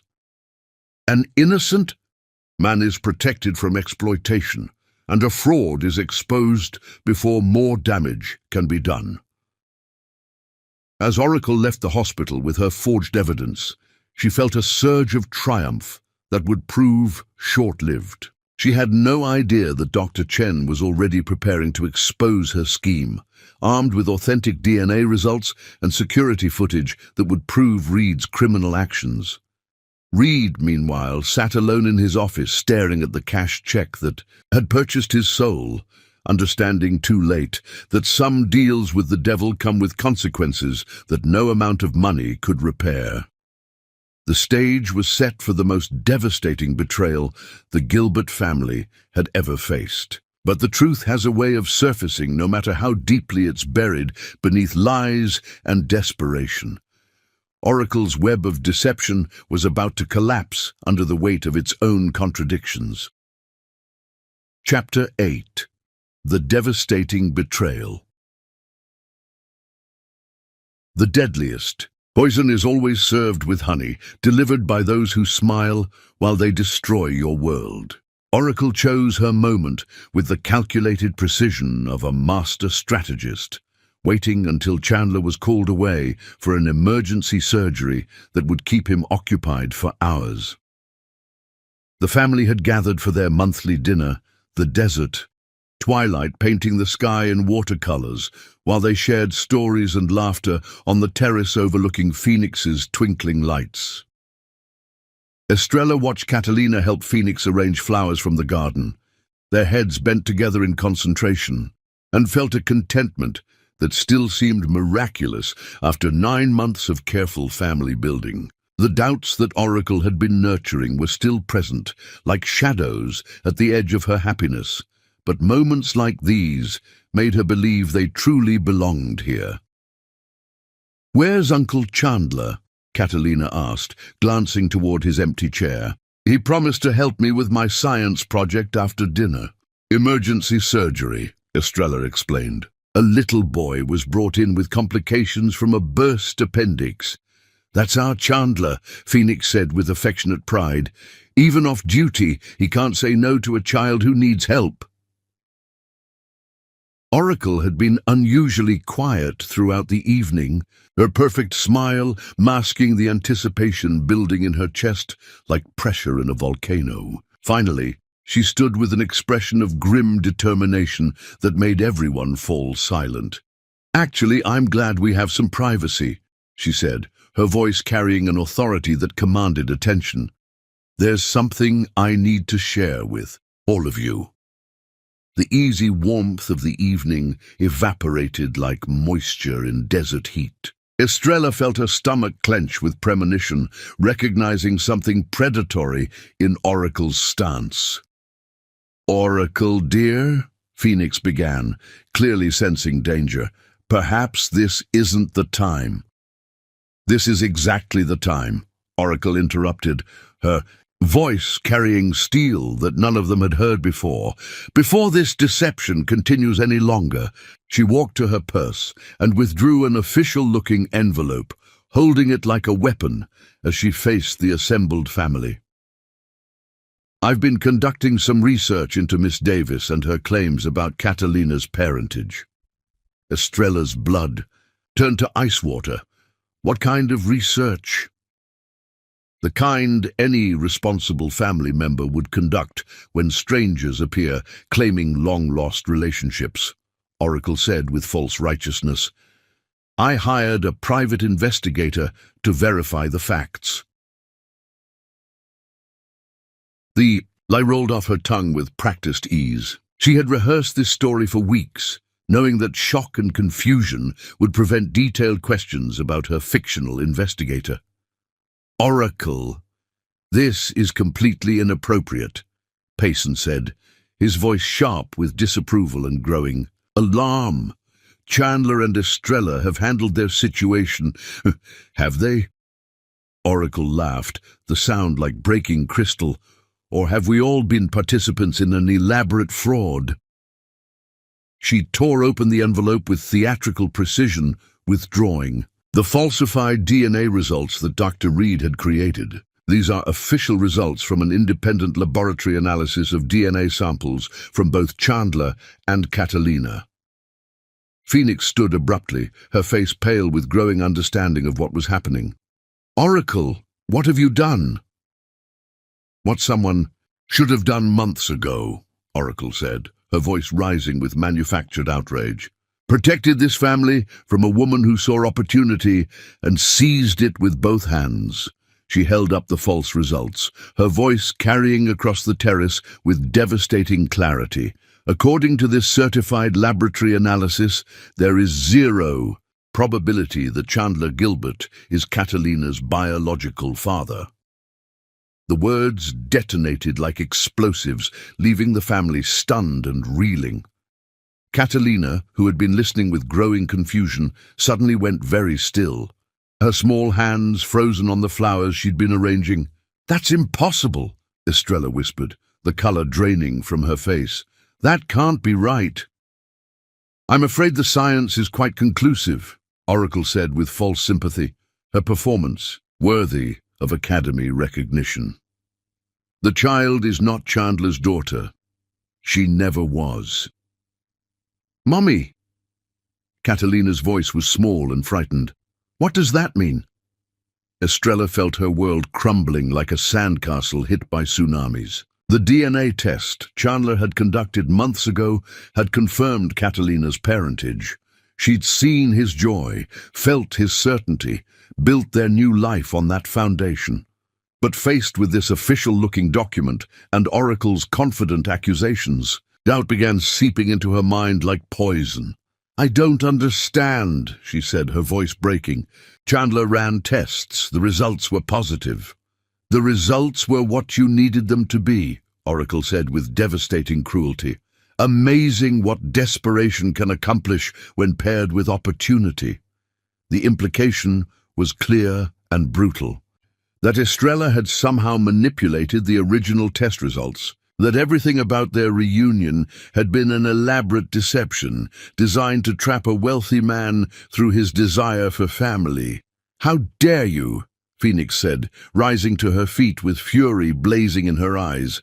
"How dare you attack this family with your suspicions and accusations?"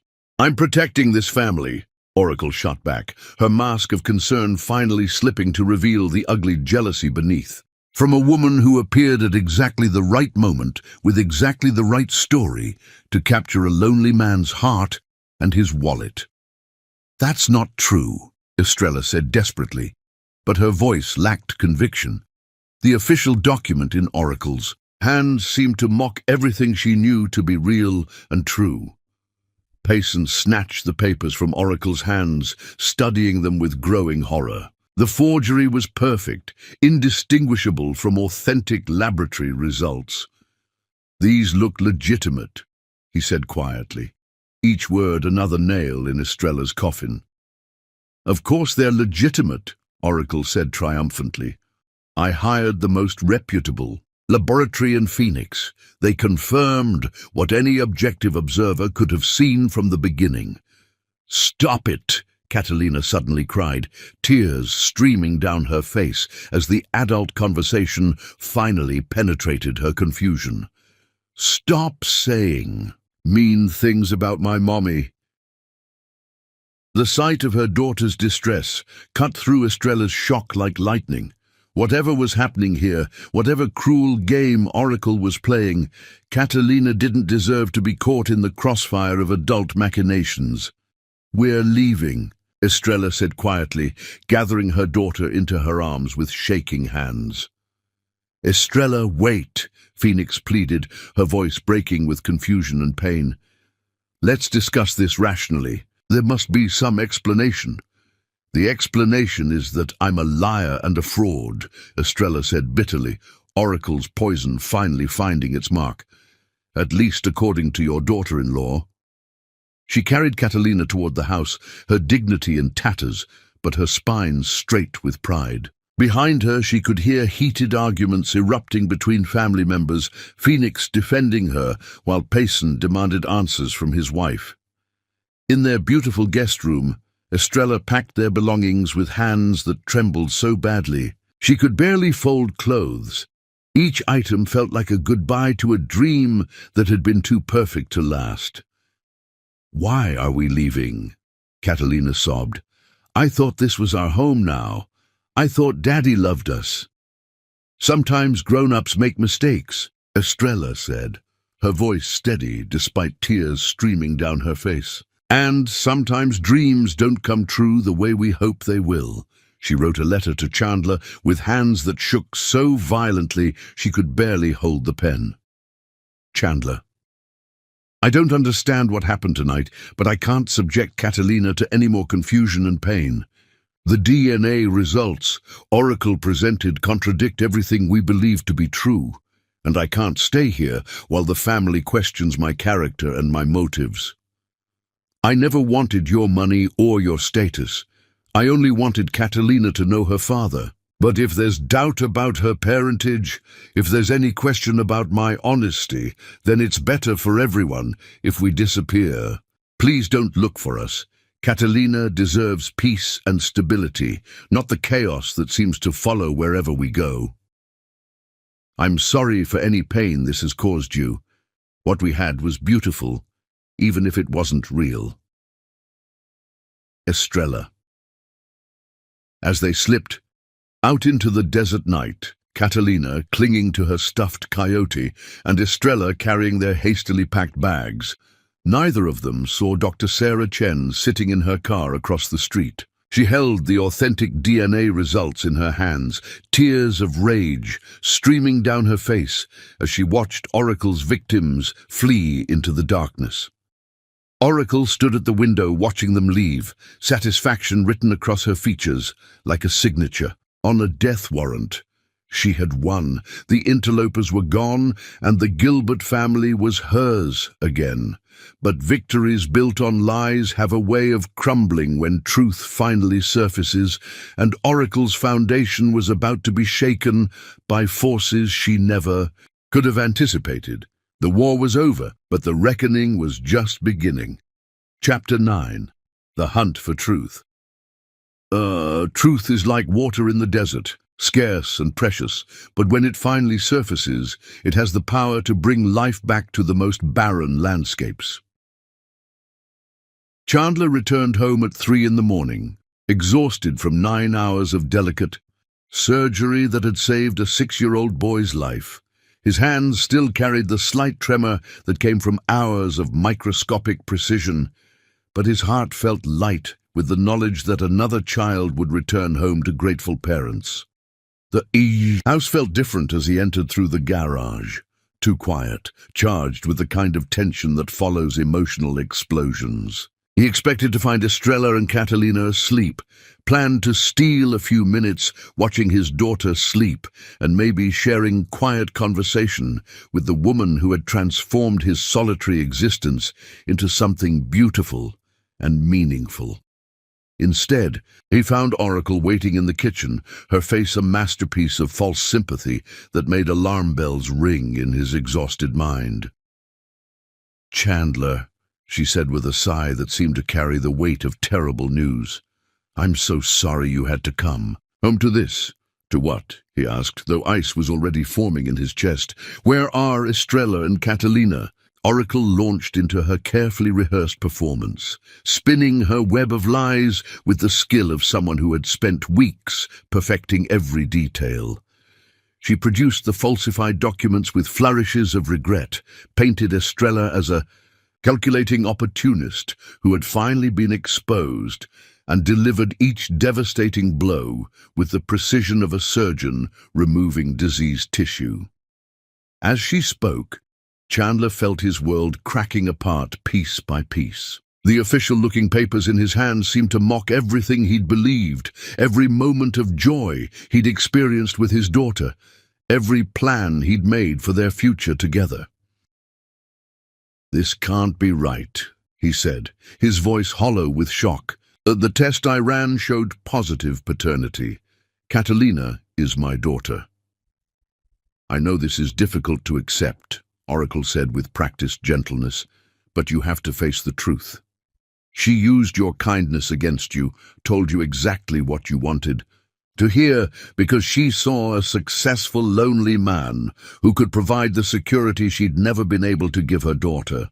Chandler stared at the falsified results until the numbers blurred together, his brilliant mind struggling to process information that contradicted every instinct he possessed. Catalina had his eyes, his stubborn streak, his love of science. She felt like his daughter in every cell of his body. "Where did they go?" he asked quietly. "I don't know," Oracle lied smoothly. "Estrella packed their things and left. She said she couldn't stay here knowing that her deception had been exposed." But even as Oracle spun her fiction, Chandler found the letter Estrella had left, and something in her words struck him as wrong. The pain was too real, the confusion too genuine. This wasn't the writing of a woman whose con had been exposed. This was the heartbreak of someone who had been blindsided by accusations she couldn't understand.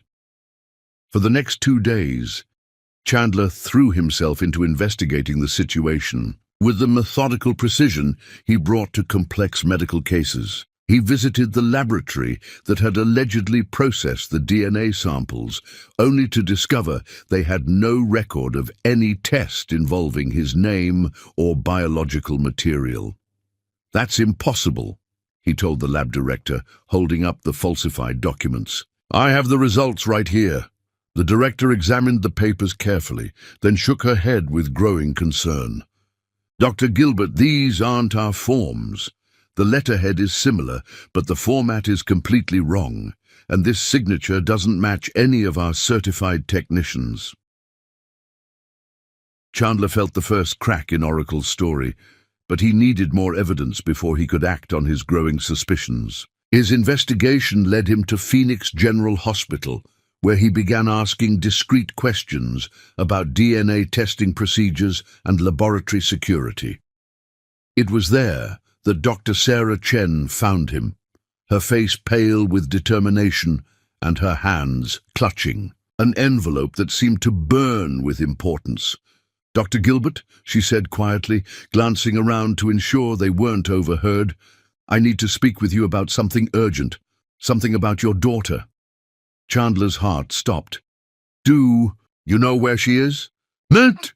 "No, but I know what happened to her," Dr. Chen said, her voice filled with barely controlled anger. "And what I'm about to tell you will destroy everything you thought you knew about the past week." She led him to a quiet corner of the hospital cafeteria and told him everything. Oracle's midnight visit to Dr. Reed, the $50,000 bribe, the falsified DNA results that had been created in the same lab where authentic tests had proven Catalina's parentage beyond doubt. "That monster," Chandler whispered, staring at the real results that confirmed what his heart had known all along. "She destroyed my family with lies." "Dr. Reed collapsed under the guilt yesterday," Dr. Chen continued. "He confessed everything to the hospital administration. He's been terminated and will face criminal charges for fraud. I have security footage of the entire transaction, recorded conversations, and the authentic DNA results that prove your daughter's parentage." Chandler felt rage building in his chest that was unlike anything he'd ever experienced. Oracle hadn't just lied to him. She had deliberately terrorized an innocent child, had sent the woman he loved fleeing into the night, believing herself to be a fraud, had weaponized his own family against the people he cherished most. "I have to find them," he said, rising with desperate urgency. "I've been working on that," Dr. Chen said, producing a piece of paper from her pocket. "I have contacts in community services. Estrella Davis has been working multiple jobs again, a community center, a grocery store, and an office cleaning service. She's rented a small apartment in Tempe." Chandler memorized the address, his heart hammering with hope and terror. How much damage had Oracle's lies caused? Would Estrella ever forgive him for not believing in her immediately? Would Catalina still want him as her father after being told he'd rejected her? "Thank you," he said to Dr. Chen, his voice thick with emotion. "You've saved my family." The drive to Tempe felt like the longest journey of his life. The apartment, complex, was a modest 2-story building with a small playground where a few children played despite the late hour. It was worlds away from the luxury of his Paradise Valley estate, but it felt more like home than his mansion ever had.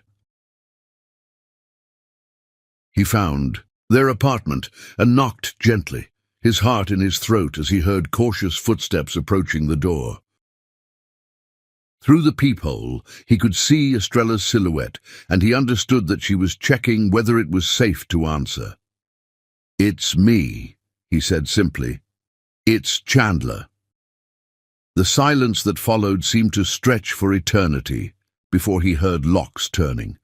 The door opened to reveal Estrella, beautiful despite the exhaustion written across her features, her eyes red from crying, but still defiant. "You shouldn't be here," she said quietly, though something in her voice suggested she was glad he'd come. "I have something to show you," he said, holding up the authentic DNA results along with photographs of Dr. Reed's confession and Oracle's check. The truth about what Oracle did to us. As understanding dawned in Estrella's eyes as she saw the real proof of Catalina's parentage and realized the scope of Oracle's betrayal, Chandler watched hope begin to kindle again in the woman he'd never stopped loving. Behind her, a small voice called out with tentative joy, "Daddy, is that really you?" And Chandler knew that despite all the pain and deception, despite Oracle's cruel manipulations, their family was about to find its way. Home through the desert of lies, back to the oasis of truth. The hunt was over. Now the healing could begin. Chapter 10. Forgiveness and Family Healing. The measure of a family's strength isn't found in the absence of storms, but in their ability to rebuild together after the winds have torn everything down. The confrontation took place in the Gilbert family's living room at dawn, with all the principal players assembled like actors in the final scene of a tragedy that had consumed too many innocent lives. Oracle sat in the corner chair, her perfect composure finally cracked, her face a mask of desperate defiance as the evidence of her crimes mounted like an avalanche of truth. Chandler stood with his arm around Estrella, Catalina safely tucked. Between them, the authentic DNA results spread across the coffee table like irrefutable proof of Oracle's malicious deception. Dr. Chen had provided security footage, recorded conversations, and documented evidence that painted a picture of calculated cruelty that shocked even those who thought they knew Oracle well. $50,000, Chandler said, his voice deadly quiet as he faced the woman who had nearly destroyed his family. "That's what you paid Dr. Reed to create false DNA results. That's the price you put on my daughter's happiness." Oracle's mask finally slipped completely, revealing the ugly jealousy and resentment that had driven her to such extremes. "I was protecting this family," she said desperately, her voice shrill with the panic of someone watching their carefully constructed world collapse. "Protecting you from a woman who was obviously using you." "Using me?" Chandler's voice rose, with barely controlled fury. "The only person who used anyone here was you. You used my trust, my family's trust, and most unforgivably, you used an innocent child as a weapon in your sick campaign." The silence that followed was heavy with the weight of broken relationships and shattered trust. Phoenix sat with tears streaming down her face, her hands shaking as she processed the magnitude of what her daughter-in-law had done to the granddaughter she'd come to love. "Oracle," Payson said quietly, his voice breaking with the kind of pain that comes from discovering that someone you've shared your life with is capable of monstrous cruelty. "How could you do this? How could you hurt a child?" Oracle's defiance crumbled into something that looked like shame, but Estrella had learned not to trust anything that came from this woman's performances. "I was losing everything," Oracle whispered. "You all accepted them so easily, gave them what I'd worked 15 years to earn. I thought if I could just make them go away." "Go away."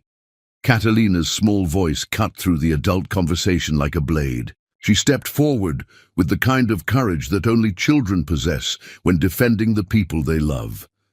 "You wanted us to go away." Oracle looked down at the child whose life she had tried to destroy, and for a moment, something that might have been genuine remorse flickered across her features. I wasn't thinking clearly. I was afraid. Afraid of what? Catalina asked with devastating directness. Afraid of me loving my daddy? Afraid of Mommy being happy? The questions hung in the air like accusations delivered by someone too young to understand the adult complexities of jealousy and insecurity, but old enough to recognize cruelty when it was directed at her family. I was afraid of being forgotten, Oracle admitted, the truth finally forced from her by the innocent honesty of a child's questions. I was afraid you would replace me, make me unnecessary. Estrella found herself moving closer to Oracle's chair, compelled by something she couldn't name, not forgiveness exactly, but understanding. Oracle, she said gently, no one was trying to replace you. We were trying to become family together. Were you? Oracle looked up with tear-filled eyes, her voice carrying the kind of vulnerability that comes from years of insecurity finally being exposed. Because it felt like I was watching everything I'd worked for slip away, while you received unconditional acceptance just for existing. The confession revealed the depth of Oracle's insecurity, the years of feeling like an outsider, despite her, marriage into the Gilbert family, the constant fear that her place was conditional and could be revoked at any moment. Oracle, Phoenix said through her tears, you've been my daughter for 15 years. Nothing could change that. But what you've done, she trailed off, unable to finish the sentence. I know, Oracle whispered. I know I've destroyed everything. I know there's no coming back from this. Catalina, who had been listening to the adult conversation with the seriousness of someone, far older than her 9 years, suddenly stepped forward again. Are you sorry? She asked Oracle directly, her young voice carrying a wisdom that silenced the room. Oracle looked into the face of the child she had tried to remove from her family and saw her own reflection. Someone desperate for love and belonging, someone who had made terrible choices from fear and insecurity. Yes, she whispered, tears beginning to flow freely down her cheeks. I'm so very sorry. I was selfish and cruel, and I hurt people who didn't deserve it. I hurt you, and you're just a little girl who wanted a family. Then we can forgive you, Catalina said, with the simple directness that only children possess. Mommy says forgiveness doesn't mean we forget what happened, but it means we don't let the hurt keep poisoning our hearts. The offer of forgiveness from the child she had most wronged broke through Oracle's defenses completely. She sobbed with the kind of raw emotion that comes from years of suppressed pain finally finding release. I don't deserve forgiveness, Oracle said through her tears. I don't deserve any of you. That's the point of forgiveness, Estrella said gently, surprising everyone by extending her hand to Oracle. It's not about deserving it. It's about choosing love over bitterness, hope over revenge. The gesture was so unexpected, so generous, that it left the entire room speechless. Oracle stared at the offered hand as if it were a lifeline thrown to someone drowning in their own mistakes. Why? Oracle whispered, why would you forgive me after what I've done?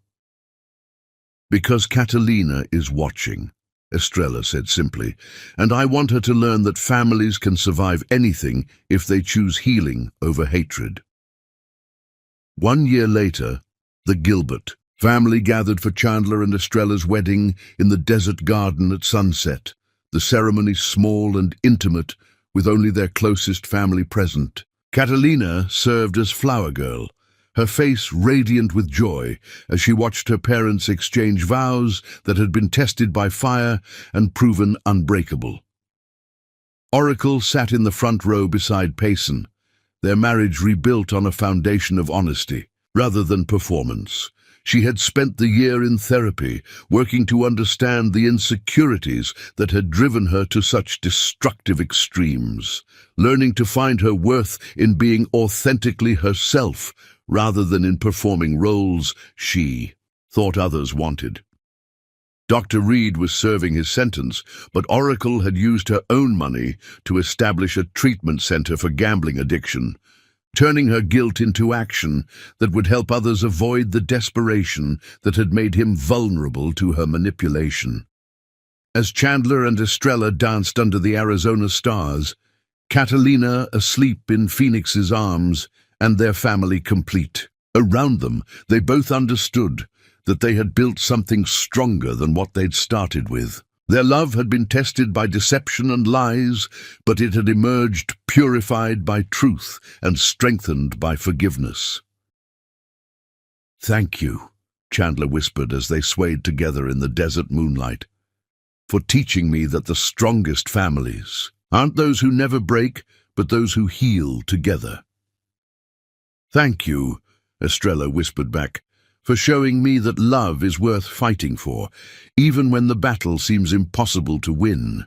The Gilbert family had learned that redemption was possible for anyone willing to face their mistakes honestly, that forgiveness had the power to transform even the most broken relationships, and that love, real, honest, tested love, could survive anything when people chose to fight for each other rather than against each other.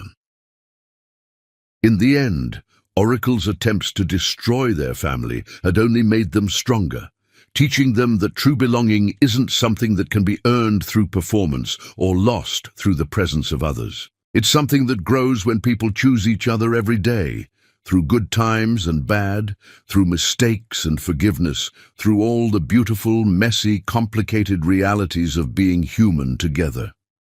The desert had witnessed many stories of survival against impossible odds. Tonight, it had witnessed one more, the story of a family that had found its way home, not despite the storms they'd weathered, but because of them.